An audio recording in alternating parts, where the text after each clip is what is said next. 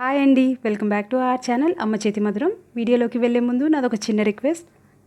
ఇప్పటివరకు మీరు ఈ ఛానల్ని సబ్స్క్రైబ్ చేసుకోకపోతే ప్లీజ్ సబ్స్క్రైబ్ చేసుకోండి. పక్కనే ఉన్న బెల్ ఐకాన్ని కూడా ప్రెస్ చేయండి. మీకు రెగ్యులర్గా నోటిఫికేషన్స్ వస్తాయి.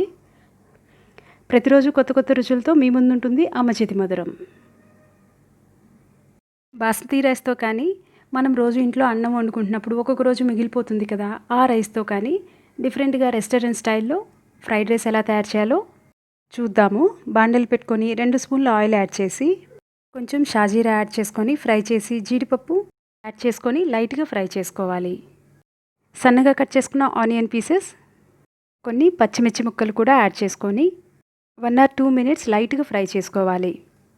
ఆనియన్ని ట్రాన్స్పరెంట్ కలర్ వచ్చేంత వరకు లైట్గా ఫ్రై చేసుకుంటే సరిపోతుంది. 1 స్పూన్ అల్లం వెల్లుల్లి పేస్ట్ వేసి ఫ్రై చేయాలి.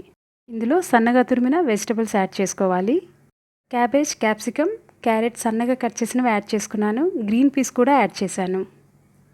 రుచికి తగినంత salt, 1 spoon pepper powder add చేసుకొని కలుపుకోవాలి. వెజిటబుల్స్ 25% మాత్రం కుక్ అయితే సరిపోతుంది. మనం సన్నగా కట్ చేసాం కాబట్టి తొందరగానే కుక్ అయిపోతాయి. కొంచెం కొత్తిమీర, పుదీనా తురుము కూడా వేసుకొని కలుపుకోవాలి. ఇందులో 1 స్పూన్ జీరా పౌడర్ యాడ్ చేసుకుందాము ఫ్లేవర్ కోసం.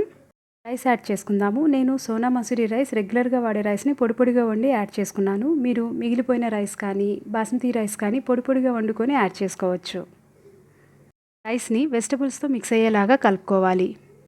1/2 spoon dark soya sauce add చేస్తున్నాను. లైట్ సోయా సాస్ అయితే 1/2 స్పూన్ యాడ్ చేసుకోవచ్చు. 1/2 spoon red chilli sauce add చేసుకుంటున్నాను. ఇవి మనం తీసుకునే రైస్ క్వాంటిటీ బట్టి యాడ్ చేసుకోవాలి. 1 స్పూన్ చిల్లీ వెనిగర్ కూడా యాడ్ చేసుకొని బాగా కలుపుకోవాలి. నేను తీసుకున్న రైస్ క్వాంటిటీ తక్కువగా ఉంది కాబట్టి సాసెస్ కూడా తక్కువగానే యాడ్ చేసుకున్నాను. అన్ని టేస్ట్లు ఒకసారి చెక్ చేసుకొని అడ్జస్ట్ చేసుకున్న తర్వాత గ్యాస్ ఆఫ్ చేసుకుందాము.